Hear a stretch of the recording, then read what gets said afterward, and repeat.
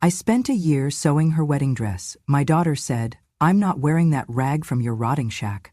The first thing I saw when I stepped into that room was my daughter's heel grinding into the lace of the wedding gown I had spent a year making. The dress lay crumpled on the carpet like something discarded in an alley, a pale spill of fabric with one long thread curling away from it. Evelyn's hand was still in mid-air from where she had flung it down, her manicured fingers opening as if she were ridding herself of something dirty. The sound of the box hitting the floor was still ringing in my ears, that sharp, hollow thud, followed by the whisper of silk sliding free. She pressed her weight onto the shoe, twisting it just enough to snag the lace. "I'm not wearing that rag from your rotting shack, Mom," she said without even glancing at me. "I'm getting married, not going to a thrift store costume party." Derek, lounging in a velvet chair beside her, didn't miss a beat. "Pawn it, babe," he said, swirling the champagne in his glass like he owned the air in the room. "Might help her pay her heating bills." The bridesmaids burst into muffled laughter, exchanging little side glances, as if my humiliation were a party trick they'd been promised. One of them, her voice dripping with amusement, leaned toward the others and added, "She should be grateful she's even invited." I stood there for a moment, the door still half open behind me, my arms suddenly lighter without the weight of the box. I had imagined handing it to her in silence, watching her lift the lid, maybe even seeing some flicker of appreciation in her eyes. Instead, she had ripped it from my hands the second I stepped close enough, the box nearly tearing at the corners as she yanked it. She had not looked at me, not once, before letting it crash to the floor and pawing through it as if searching for proof it was as worthless as she already believed. The dress had been folded with care, inside the white silk scarf that belonged to my mother, a scarf that had once been draped over her own gown on the morning she married my father. That scarf had survived wars, moves, winters without heat, summers that baked the attic where it was stored. And now it lay wrinkled on the floor beside Evelyn's chair, the corner caught under the leg of a champagne table. I bent slowly, ignoring the burn in my knees, and lifted the gown from the carpet. My hands brushed over the bodice, feeling the snag where her heel had bitten into the fabric. That thread, fine, delicate, had been pulled loose, stretching toward the hem in a long, accusing line. I wrapped the dress back into the silk scarf, folding the torn lace inside as if to hide it from the eyes that had mocked it. The scarf smelled faintly of cedar and thyme, scents that had clung to it through decades. When I straightened, Evelyn was already leaning toward Derek, showing him something on her phone. They were laughing softly, the kind of laugh people use when they want you to know you are the joke.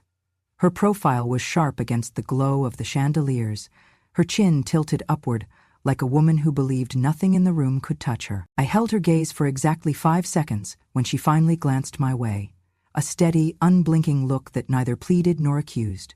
I let it rest on her face long enough for her to know I had memorized it. The slight curl of her lip, the glint of her earrings, the faint flush on her cheek from the wine. Then I turned toward the door. A young waiter stepped aside to let me pass, the tray in his hands trembling just enough for me to notice. His eyes moved from the bundle in my arms to my face, and in them I saw something no one else in that room had given me.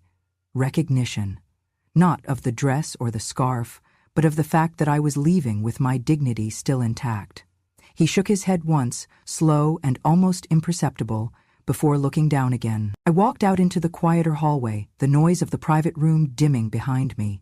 My steps were soft on the thick carpet, but in my ears the sound of tearing lace stayed loud, looping over and over, as if the dress itself had sighed in resignation.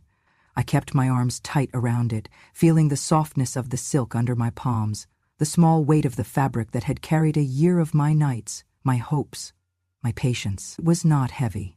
Not really. What I carried out of that room weighed far more than cloth could. 15 years ago, the air in our kitchen was thick with the smell of tomato soup and the sound of Evelyn slamming her bedroom door. She had just come home from school with a glossy magazine, folded open to a full-page spread, of a prom dress, silk chiffon in a shade of deep blue that shimmered like water under lights. The price tag was more than I had made in a month at the diner, but that was not the reason I said no. That spring, her father was in and out of the hospital, his chest a battlefield of scars and machines, and every spare dollar we had went to keep him alive for one more season.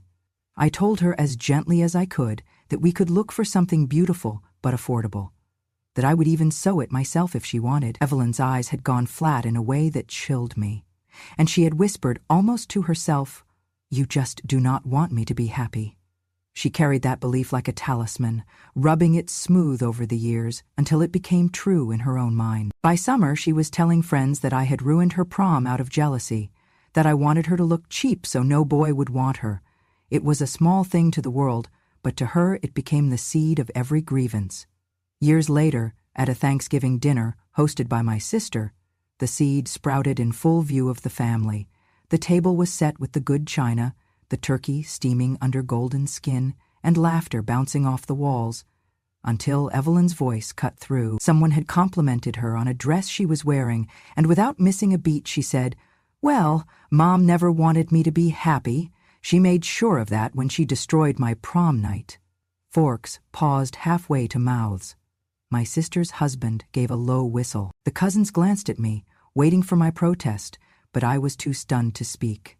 Evelyn sat back in her chair, swirling her wine as if she had simply stated a fact. From that night on, the story became family lore, told in hushed, knowing tones, always with a sympathetic glance in Evelyn's direction and a cool, dismissive one in mine. The double standards grew clearer when Derek entered the picture. Before they were even engaged, I heard about the time he had saved their future by selling a family heirloom, a gold pocket watch that had allegedly belonged to his grandfather. The truth, which I learned by accident, was that the watch was a cheap reproduction, pawned not to cover rent or groceries, but to pay off a gambling debt. Yet when Evelyn's relatives spoke of it, their voices brimmed with admiration. Such sacrifice, one of them told me, as if pawning a trinket to fix his own mistakes was on par with working double shifts to keep a roof over your child's head. The hypocrisy reached its peak just a year ago when Evelyn and Derek began planning their wedding. They wanted a venue that charged more per plate than I spent on a month of food, flowers imported from another continent, and a live band whose fee could have bought me a new car. Their credit cards were already close to their limits, Derek's investment ventures were producing nothing but excuses, and yet they came to me with a straight face and asked me to co-sign an $80,000 0-cent loan. "It will be an investment in my dream," Evelyn said, her eyes bright but hard. When I refused because I had seen the late payment notices, because I knew they were teetering on the edge of financial collapse, she didn't argue. She just went very still, the way she had all those years ago, and said in a voice so calm it was almost gentle, "You've always been a dream killer, Mom." The words spread through the family like spilled wine, staining everything they touched. By Christmas, I was the mother who would not help her own daughter, the cold woman who had denied her only child the wedding she deserved. No one mentioned the unpaid bills, the maxed-out cards, the risk of losing my own home if they defaulted. They did not want to hear it. Evelyn had given them a simpler story, one they could repeat over holiday dinners and in phone calls with relatives. I was jealous, I was stingy, and I had been that way all her life. In her world, Derek's reckless spending was living fully. His gambling debts, lessons learned, his fake watch a noble sacrifice. My caution, my refusal to dig myself into a hole to fund her fantasy, was a personal attack. The scales were tilted so far I no longer recognized the balance. I learned to keep my answers short when the subject came up, to let the accusations pass over me like cold wind. But I kept every word she had said tucked away, every look, every shrug when someone else repeated the lie. I knew they were weaving a story where I was the villain. I also knew that stories have a way of changing when the ending comes from a place they never expected. The wind around the cabin never really stopped in winter. It slid through the pine trees and pressed itself against the walls, finding the smallest gaps in the old wood to whistle through. At night it rattled the loose pane in the kitchen window and made the beams creak like an old ship. The smell inside was the scent of my life, aged pine, damp from snowmelt, and the faint trace of cedar from the chest where I kept my few good linens. On the wall above the dining table hung a clock that had been my husband's pride. It had been running a little slow ever since the day he died, and no matter how many times I adjusted it, it always fell behind, as though it too no longer saw the point in keeping up. This cabin had been in my family for 3 generations. My father had built the front porch himself, hammering nails with a rhythm I could still remember if I closed my eyes. The roof leaked in the spring, the stove needed coaxing to light, and the floorboards dipped in odd places, but it was mine. I kept it warm as best I could, stacking logs by the stove and mending the curtains when the edges frayed. I liked to think of it as stubborn rather than falling apart, like me. When Evelyn's daughter, my only grandchild, turned 6, I spent weeks sewing her a quilt. I pieced it together from soft cotton in shades of rose and cream, the kind that would warm her without being too heavy for a child. I tucked a little note in the package. Made with love from Grandma. A week later, the package came back. The box was unopened, but taped to the top was a yellow sticky note, written in Evelyn's neat, slanted handwriting. "We don't take old junk." I stood at the kitchen counter with the box under my hands, staring at the note until the words blurred. It was the only time I can remember sitting down on the cold floor and staying there long after the light outside had gone. I began to wonder how much of their care for me was obligation, how much was performance. So one evening, when Evelyn called to ask something trivial about her old school records, I mentioned casually that the cabin's chimney had started to crack and lean. "The inspector says it might fall this winter if I don't get it fixed," I told her. She made a small, polite sound, the kind you make when someone tells you the weather forecast. No offer of help, no suggestion that she might visit. A week later, I told the same story to my sister and then to a cousin. The responses were the same. Concerned murmurs, quickly followed by changes of subject. No one asked if I was managing. No one asked if I was warm enough. The truth was, I was fine. I had enough wood to last the season, enough savings to patch the chimney if I needed to, but I wanted to know if anyone would step forward without being asked outright. I learned my answer quickly, and yet, even after all the cold shoulders, there were lines I would not cross. Derek's mother had been in poor health for years, living alone in a small apartment in the city. I had met her only twice, but I could see in her the same quiet dignity I recognized in my own mother. When I overheard Derek one night at a family dinner complaining about the cost of her treatment, rolling his eyes as if she were a bill that would not go away, I made my decision. A week later, I transferred money anonymously to her hospital account. I told no one.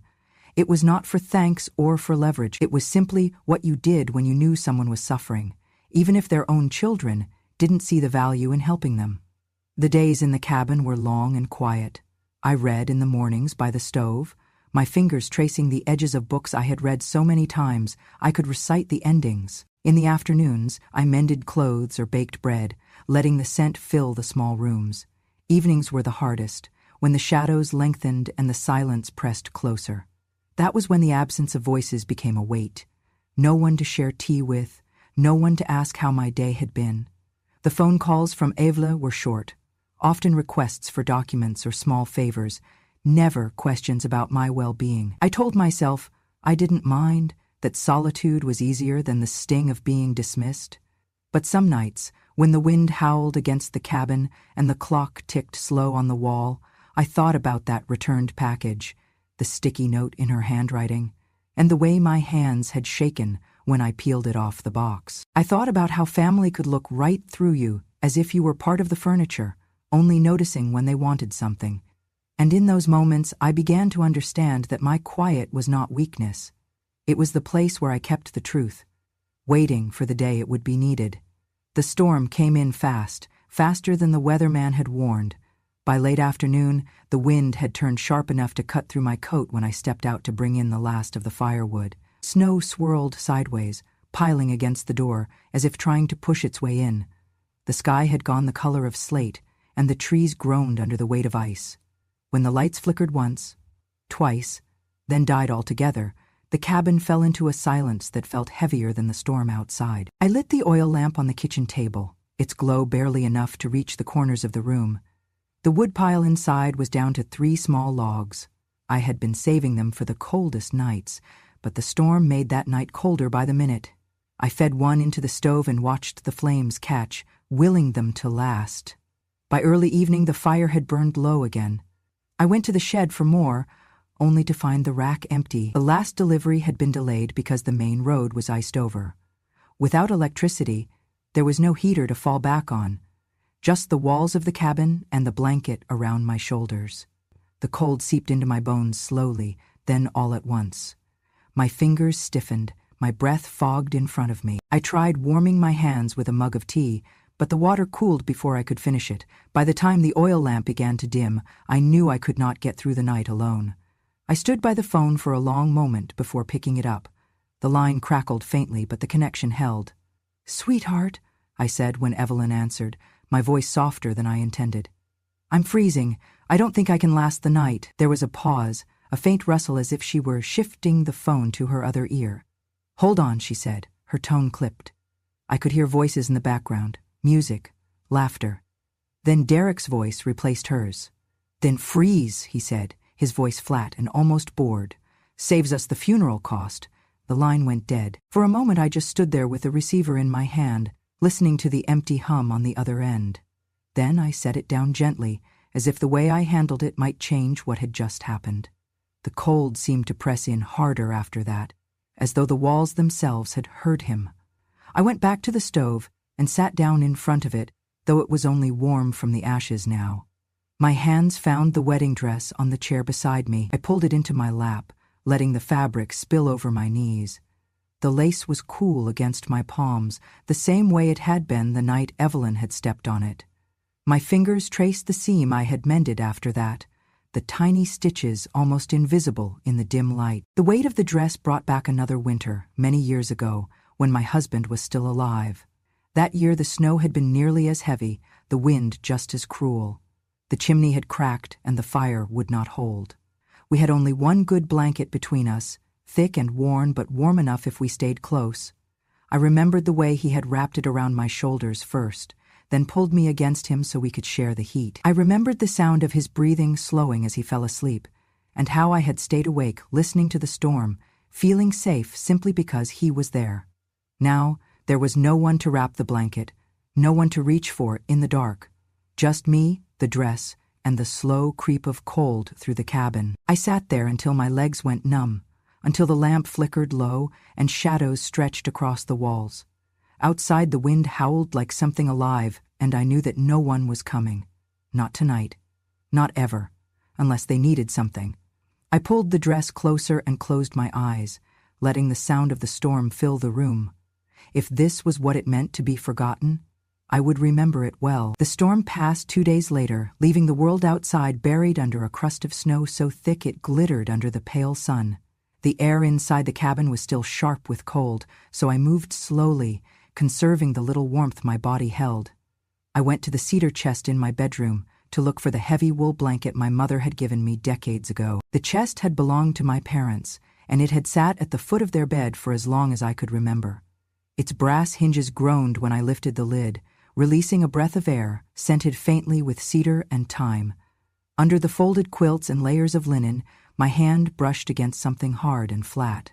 I pulled it out, a leather-bound portfolio, worn at the edges, the kind my father used to carry to town when he had important papers to sign. Inside were yellowed deeds, hand-drawn maps, and, tucked in the back, a letter written in my father's careful, deliberate handwriting.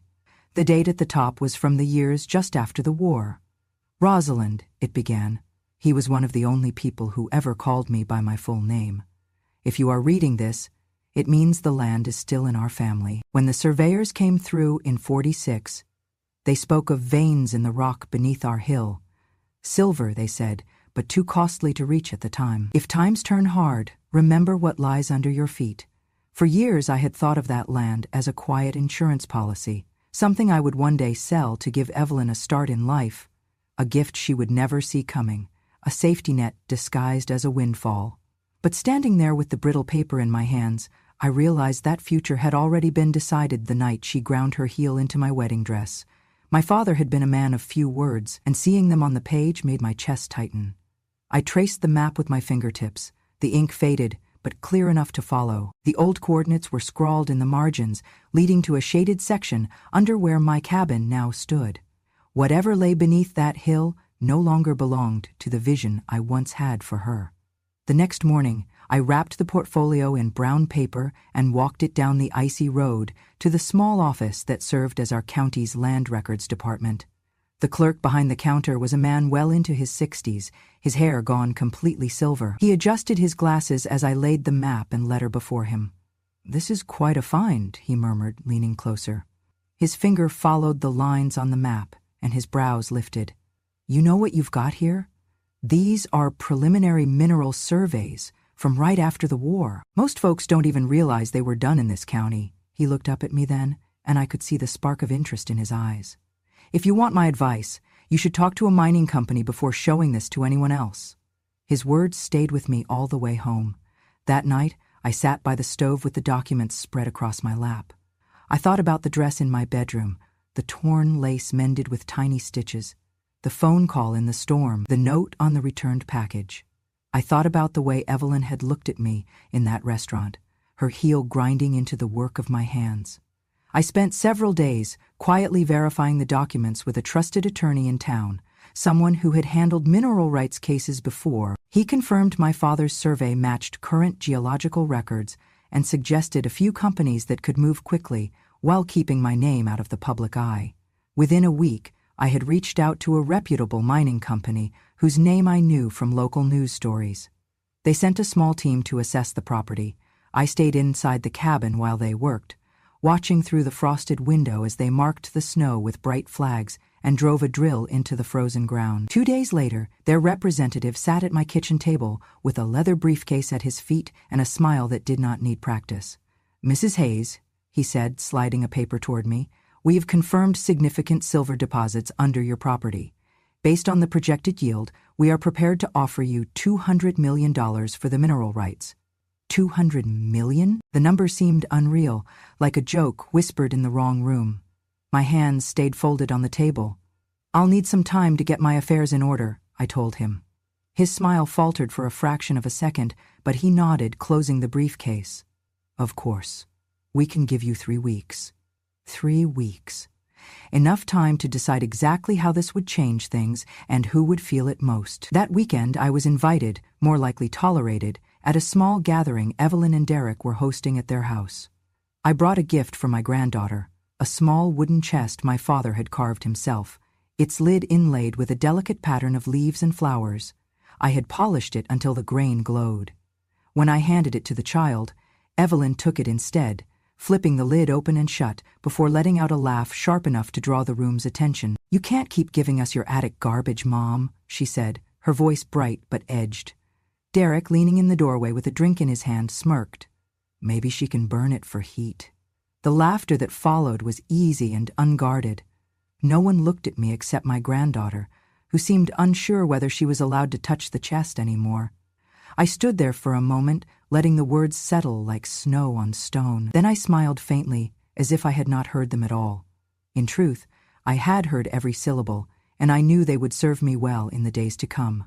When the mining company's wire transfer cleared, it came in quiet, just numbers on a screen.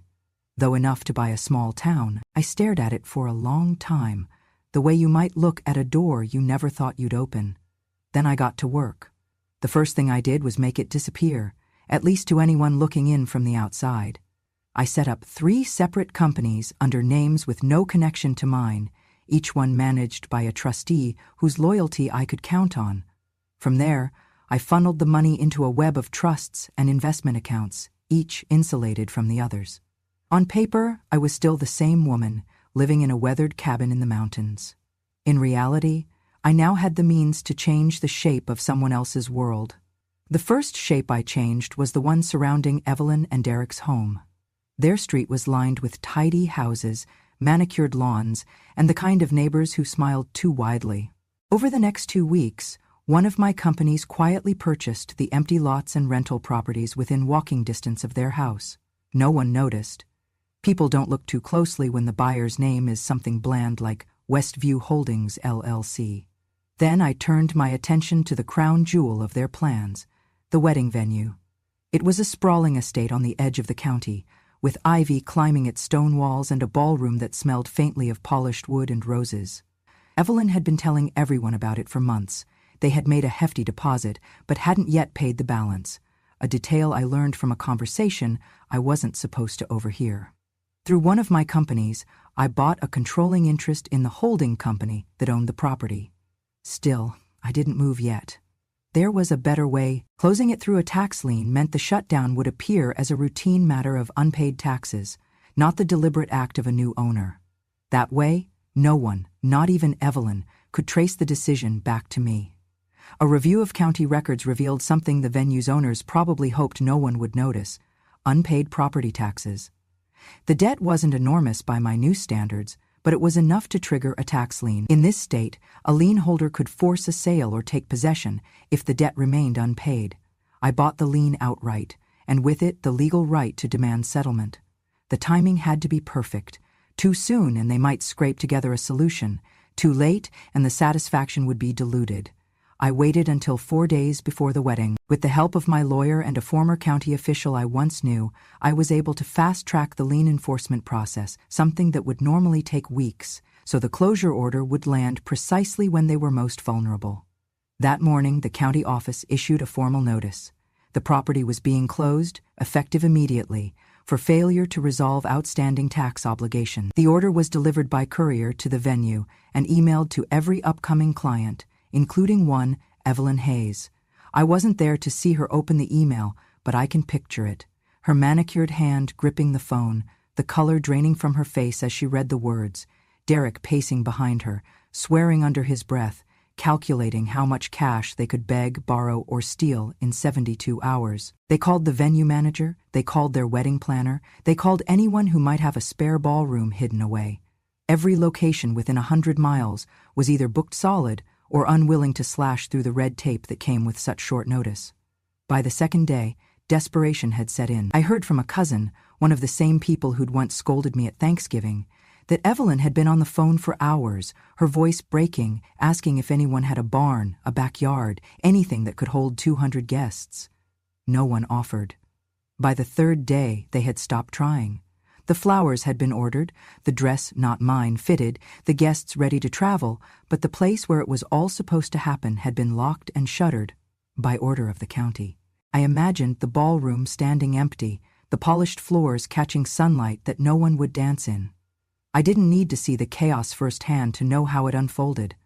I knew my daughter well enough to understand the particular humiliation of having to call her friends, her vendors, her photographer, and tell them it was over.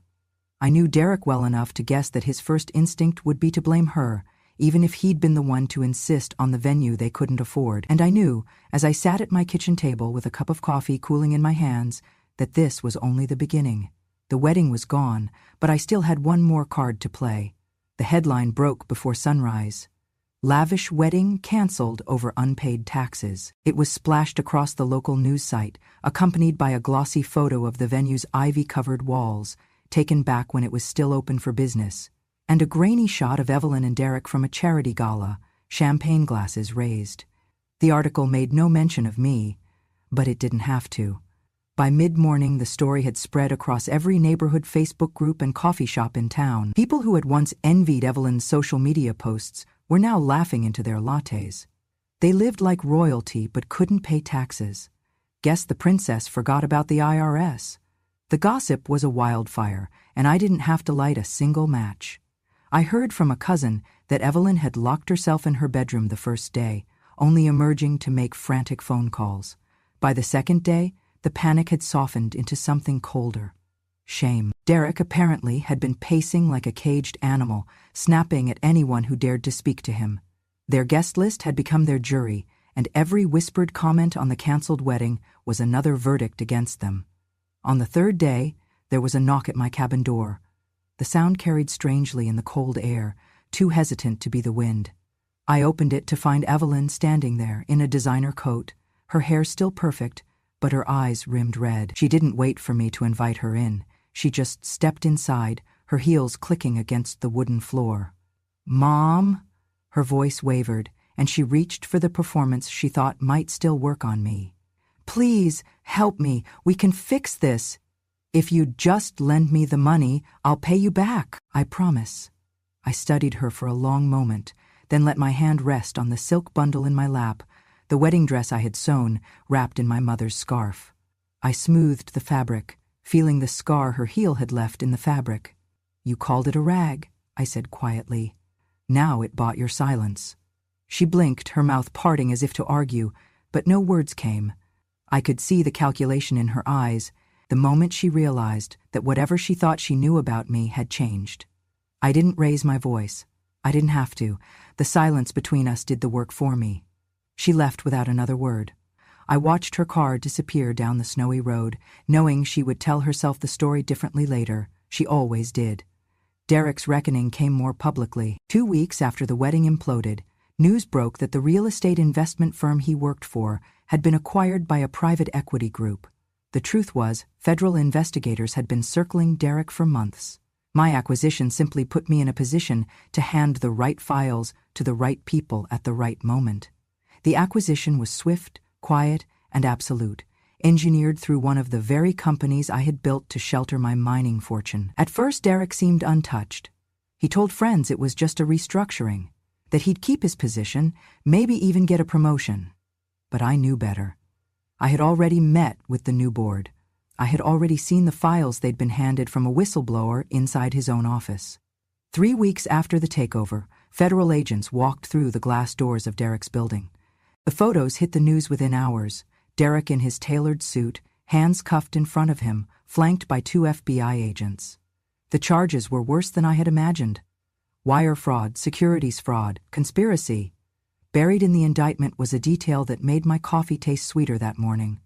The lavish wedding that never happened had been part of his scheme, a lure to attract wealthy investors and women with trust funds, convincing them he was a man of stability and status. The story spread faster than the one about the canceled wedding. Now Derek wasn't just a man who couldn't pay his taxes, he was a criminal. Evelyn's friends, the ones who had laughed with her when she called my quilt old junk and my dress a rag, stopped returning her calls. Her social media went dark. I didn't feel joy in the way people expect when they imagine revenge. What I felt was quieter, heavier, like a balance that had finally settled after years of leaning too far to one side. And as I folded the silk scarf more tightly around the dress, I thought of my father's letter, his words about what lay beneath my feet. He had been right. It had saved me, and in its own way, it had finished what he'd started. After Derek's arrest, the walls of Evelyn's life crumbled faster than anyone expected. The divorce papers were filed within weeks, each page stamped with the urgency of someone trying to distance themselves from a sinking ship. But the stain of his crimes didn't wash off her name so easily. The friends who had once flocked to her parties and fought for a place on her guest list stopped returning her calls. Her invitations were ignored, her messages left unread. The carefully curated image she'd spent years building, the lavish dinners, the champagne brunches, the exotic vacations, collapsed into silence. Without Derek's schemes and the illusion of wealth, there was no one left to fund the lifestyle she'd worn like a crown. The people she'd thought of as friends had only ever been business partners in disguise, drawn to the scent of money. When that scent vanished, so did they. I heard from a neighbor in her neighborhood that she had sold her house quietly, the one with the manicured lawn and the expensive security system. The moving truck came at dawn, and by nightfall, the house was dark. I didn't ask where she went. Some things are better left to the wind. While her world was shrinking, mine was expanding. I bought a house near the ocean, with windows that opened to salt air and a porch wide enough for 2 rocking chairs. From my kitchen window, I could see the horizon change color with the tide. The air was softer there, warmer, as if it had been waiting for me. I didn't leave the cabin empty, though.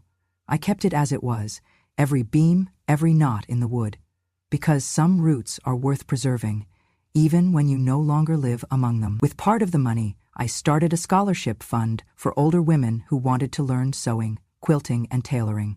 Too often, they were told it was too late for them to learn something new, too late to build a skill that might carry them forward. I knew better. The fund paid for classes, machines, fabrics, and even travel for women who had never been further than their own county. In the small studio I built above my garage, I displayed the wedding dress, not as a relic of what was taken from me, but as a symbol of what I could build when I refused to be broken. It sat on a mannequin in the corner, the silk catching the light that streamed through the window. I left the repaired seam visible, a deliberate choice. People asked why I didn't hide it, and I told them the truth. The strength was in the mending. A month after moving to the coast, I sent Evelyn a letter. Inside was a modest check, not enough to solve her problems, just enough to remind her that I could if I wanted to. The card with it was handwritten, my pen steady on the page. From the shack, with love. I didn't sign my name. She would know who it was from. In the evenings I sat by the window with the sea stretching out before me, the waves curling and breaking against the shore. The air smelled of salt and new beginnings. On the table beside me the dress waited. Its hem pooled like water on the floor. One night I threaded a needle with fine white silk and began to work on the last unfinished seam. My hands moved slowly, each stitch small and sure. The sound of the ocean rose and fell outside, steady as breath. Sometimes silence is mistaken for surrender. But I had learned otherwise. Silence can be a loom, and patience is the thread. And when the time comes, the seam you stitch in quiet will hold longer than anything made in haste. As I tied off the last knot, I looked up at the horizon, the sky deepening into twilight. Sometimes, I said aloud to the empty room, silence stitches a stronger seam than words ever could. And that, my dear listeners, is how a lifetime of silence turned into the loudest answer I ever gave. If my story found its way into your heart, if it made you think of your own battles fought in quiet, then you understand. Revenge has no expiration date, and dignity never goes out of style. I have more truths to tell. Some are bittersweet, some will burn going down, but all of them are real. So if you don't want to miss the next one, make sure you subscribe to Grandma True Stories. Pull up a chair on my porch, and I'll keep the kettle warm. We're just getting started.